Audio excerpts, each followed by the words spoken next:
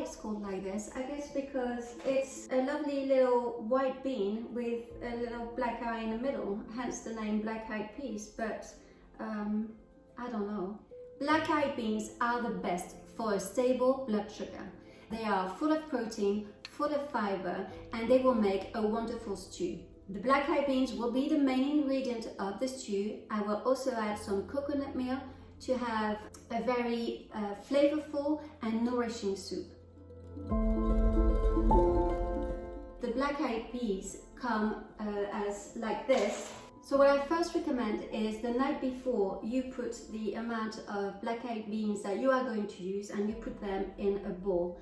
You need to put a lot more water than the actual beans, maybe 4 parts to 1, because they suck up the water. The water that you are going to use to cook the black-eyed beans will turn black as you cook the black-eyed beans. So this water will be discarded. This is different. You will take out the beans and you will put them in your stew in a different pan.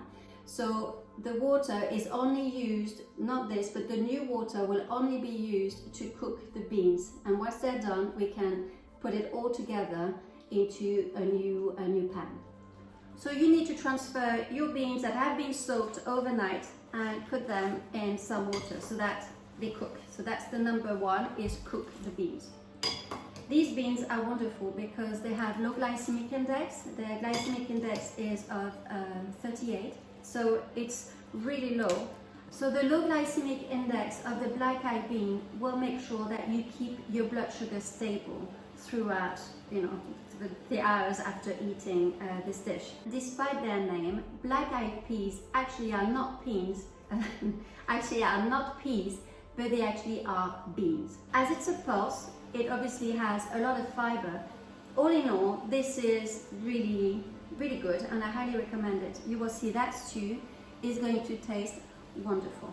I'm letting this cook for maybe half an hour, 45 minutes, and once it is cooked, you take it out, drain it, and then we will start doing the actual stew. My black-eyed beans are now ready. They've cooked. I cooked them just, they're still a little bit crunchy because I'm going to leave them in the stew for a little while, but it's up to you. You can cook them completely and then it's ready to eat. But so I'm leaving my peas over here waiting, and in the meantime what I will do first, I will cut a red onion and cut it in tiny little squares. Comme ça. I don't know how all the chefs manage to cut their onions really. They have this special way of doing it. You can see them on TV, but for me, I have tried, and honestly, I just cut myself so much that I am doing it my way, the obviously not professional way. Please remember, for the people with diabetes type 1, that I always leave down in the description of the video the carb content, obviously the ingredients, but the carb content is quite detailed in the description of the video. So please go and have a look, and I hope you find it useful. To this I am adding the ginger. I cut maybe 10 centimeters. You want it to be very thinly sliced. I have a video that I have to cut that ginger very quickly and freeze it. I will leave it over here. You will need to add lemongrass. I guess the best before you put your lemongrass in is you kind of squash it so that all the flavors come out. Put your whole stick in there, because what you will do is you will be able to take it out when it's finished. As you can see, I am adding a little bowl of green paste curry. This is the brand that I use. I really like it, and it's really lovely. It's very easy as well. Add the beans to the soup, the stew, and you let it cook nicely. Let them just cook nicely. I am adding some coconut milk. Now, for the coconut milk, because I guess for anybody, even for someone who doesn't have diabetes, but if you are aware of your blood sugars, you have to know that coconut milk has got a fat protein index of 4. The fat protein index means that once you if you eat something that has got too much fat and protein together, this will raise your blood sugar 3 hours after eating your dish. So for example, I don't know, if you eat I made a recipe with pancetta, for example.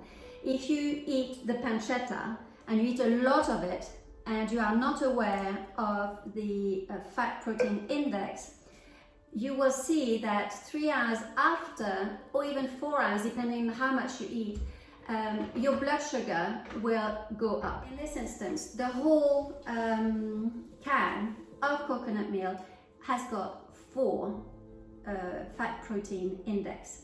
For UGP in Spanish, I don't know how you call it in English, but basically, if you use this dish for 4 people, each serving for 1 person will have 1 UGP. What it means is that 3 hours after eating, your blood sugar will go up as if you had eaten 10 grams of carbohydrate. Sometimes it doesn't matter because you can go for a walk, you can do other things, but I think it is good to have it in mind that there are some foods, although you think are really good for you, or do not count as carbs, like if you eat a lot of protein or even a lot of fat, after a while it will show on your blood sugar.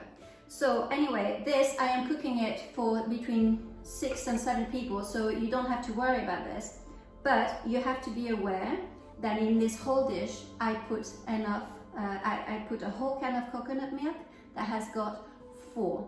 You just want to be aware of it, that if you take the whole soup for you with 4 UGPs, 4 fat protein index, it will increase your blood sugar many hours after eating the stew.